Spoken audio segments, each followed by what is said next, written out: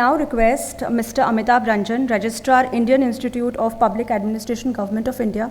Sir, please join us for your address. Good afternoon, and I'm sure that this inspiring and motivating lecture of Manjeet sir has, I must say, inspired all of you, and you all are awake after this lovely lunch now, because afternoons are normally drowsy, and people love to say take a nap inside the sessions, but I hope that this will not be the case. And sir has given a very larger responsibility to me about all this sustainability canvas, and the session is also about paving green ways towards sustainability and inclusive development. I would like to start a bit unusually by focusing on one question in the previous session that was asked by Dr. A.K. Merchant. I think perhaps you asked that question about the unchecked migration to urban areas and how it is putting pressures on urban areas. So how to say stop this or how to rectify this? I would like to bring to your attention one report of nature sustainability that has come just, I think, 15 days back, where the report has highlighted that 5 of our mega cities, that is Delhi, Mumbai, Bengaluru, Chennai and Kolkata, 5 of our mega cities are sinking, and sinking by more than 4 millimeters per year. In fact, in Delhi, situation is alarming. Like many areas in Delhi NCR, like say Bijwasan or Ghaziabad or Faridabad, they are going down to the tune of 20 millimeters to 38 millimeters per year. So with this rate, and right now about 10,000 buildings and infrastructures are at risk, but if this situation is allowed to persist, then over a longer period of say 50 years, our major infrastructures and assets will be at the risk.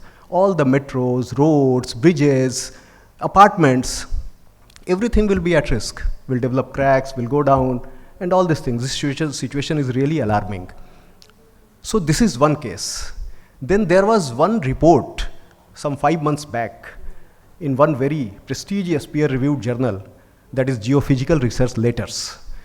And the report says the study was between the period of 1993 to 2010, 17 years period. And the report says that the Earth's axis is tilting eastward to the tune of 31.5 inches. That is 80 cm. So Earth's axis has tilted eastward to the tune of 31.5 inches. Of course, it is not a very major tiltage to change the seasons or weather patterns, but if it goes on, then again alarming situation will arise. And why all these things are happening? Between 1993 to 2010, 2,150 gigatons of groundwater has been extracted. This is a huge amount. Because of that, because you all know, some of you would be science students also, that groundwater is held by the porous rocks inside beneath the surface, and if over-exploitation is being done, then the rocks are punctured, and that's why land subsidence is happening. And that's why the Earth's axis has tilted due to massive groundwater exploitation. The same report like Nature Sustainability is saying that, and this report is also saying this is a worldwide phenomena. Jakarta is going down by the rate of 25 centimeters per year, the capital of Indonesia. And Mexico City has gone down by 9 meters in a period of over 100 years. Like last century, in 1 century, Mexico has gone down by 9 meters, in fact. So it is 3 floors. So these are all documented reports based on evidence, research. So if this ever migration is allowed to continue to urban areas unchecked, then this type of crisis situation will happen.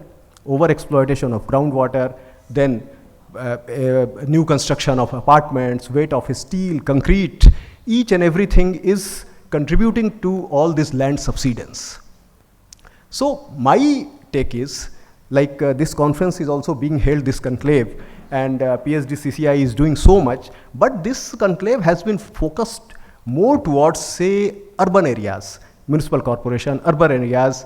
So being a industry conglomerate, it should focus on rural areas also, rural development, because it is a state's policy conclave, and rural development is an area of states also. So rural development and Panchayati Raj system are very important cogs in the wheels of a state's development.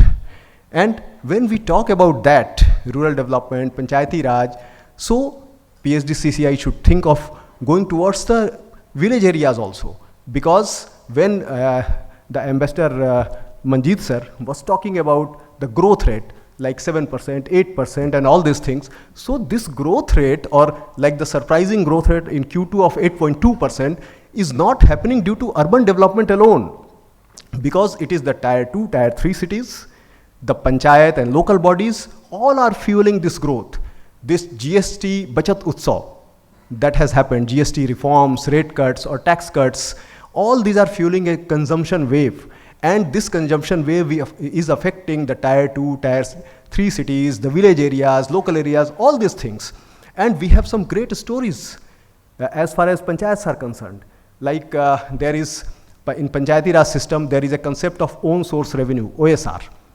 And when we talk about OSR, so right now, the panchayats are dependent upon 80% to the tune of central grants, around 15% to the tune of state grants, and only they are generating 5 to 6% for their own expenditure. This is own source revenue. But the many panchayats in India have shown, and Ministry of Panchayati Raj is doing a wonderful job in this, of prodding them to generate their own revenues, OSR, and many like say Andaman and Nicobar. The average panchayat growth own source revenue is 3 crores per year because of the Andaman Nicobar policies, because it is encouraging the panchayats to generate own source revenue, and if 1 rupee is generated by the panchayat, it is giving 2 rupees extra grants for motivating them. Likewise, there is Dharmaj Panchayat in Gujarat. Dharmaj Panchayat is so developed now that it has just left behind the cities. It has Dharmaj Cooperative Bank also, a panchayat owning a cooperative bank. It is generating to the tune of more than 3 crores per year. Then we talk about gender parity.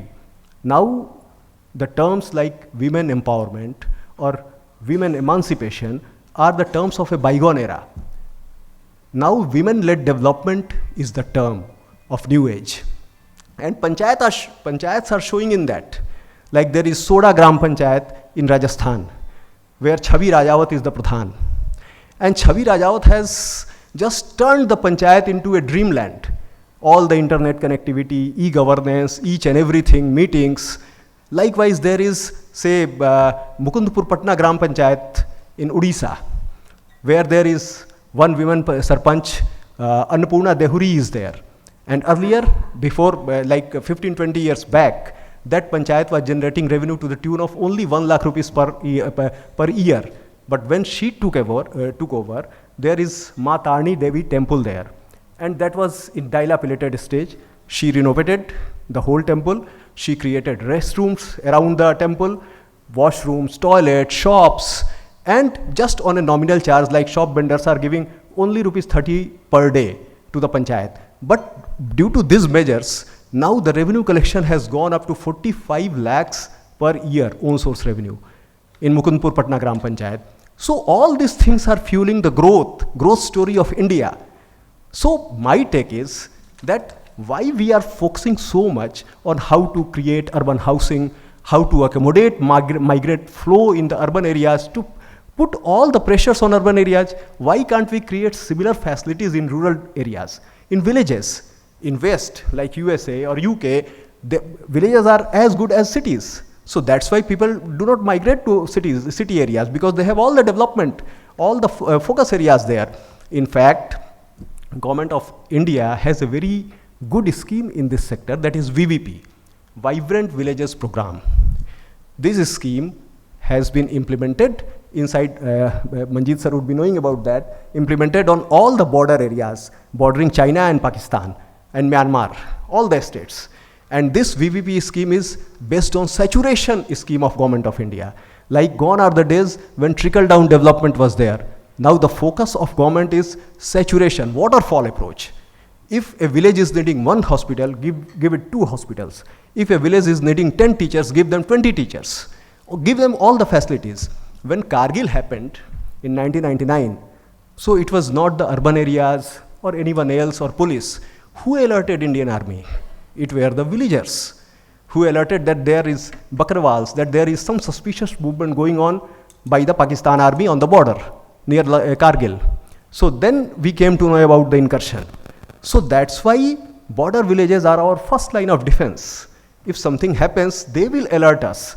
So now that thinking process has completely changed in Government of India. Now Delhi is not the first place. Delhi is the last place. Our border villages are not the last village on the frontier. Now villages start number 1 from there in the border, from 1 and then to last to Delhi. So this has changed completely. So likewise, if VVP is there for border areas, we can replicate it for the all over India to create infrastructure in rural areas, to create hospitals, schools, developmental things, all these things, recreational facilities in villages, so that villagers should not feel any need to migrate to urban areas. So we have to change our mindset. We have to think radically about all these things and not create undue pressure on urban areas. Water is so scarce and so important. In fact, in the north, we are seeing that water is very available in very good amount, but it is not so. 2/3 of India is water scarce. And in our earlier texts also, like in Rig Ved, there is one shlok, Apsu antah amritam, Apsu bheshjam, Apam utprashastaye devah bhavat vajina. Apsu antah amritam means jal mein amrit hai, water contains nectar. Apsu anta amritam, apsu bheshjam. Apsu bheshjam means water contains medicine, jal mein aushadhi hai. Apam utprashastaye means हे विद्वज्जन जल की प्रशंसा करने में शीघ्रता करें. देवा भवत वाजिना means हे देवगण जल की स्तुति करें. So we have been water worshippers since the time immemorial. But when this situation is coming to water scarcity, like there is a report of World Bank, Deep Wells and Prudence. In Deep Wells and Prudence, World Bank has highlighted in Indian scenario that 60% of our water aquifer is going to be critical in the next 20 years. Critical means that we won't be able to take out groundwater from those aquifers. So this is the situation. And we have 71% of the earth covered with oceans and all these things. But can we drink that water?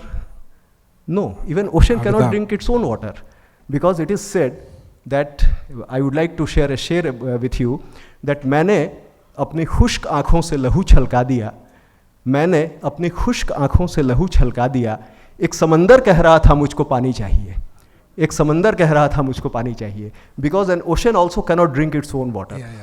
So this is the importance of water. And this unchecked migration to urban areas, all these things is creating undue pressure on our resources. Like sustainable, when we talk about sustainable development, Atulji is cautioning me about time. I thought that in this session I would be allowed some more time, but no, it's not the case. So, because I think Minister Sir is going to come. So no issues. So that's why sustainability matters, because we are not here to spend all the natural resources.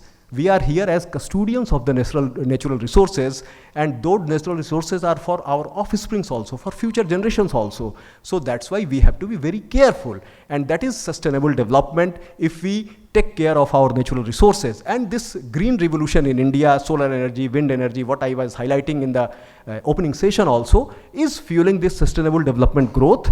And since here I am not going to take much of your time, but I would like to highlight one thing, that in the name of green energy transition, we cannot abandon our resources overnight, because all our industries are on thermal power, coal based, and all these things. We have a say catch-22 situation where it is said that मुख्तसर सी ज़िंदगी के अजीब से अफसाने हैं, मुख्तसर सी ज़िंदगी के अजीब से अफसाने हैं, यहाँ तीर भी चलाने हैं और परिंदे भी बचाने हैं. Because we have to do our development also, we have to do it sustainably, and we have to protect our environment also. That's why we are working on so many carbon reduction techniques, CCUS, carbon sequestration, fly ash techniques, all these things, along with the renewable energy and non-fossil fuel generation. So I would like to conclude here. Thank you very much. Thank you. Thank you. Thank you.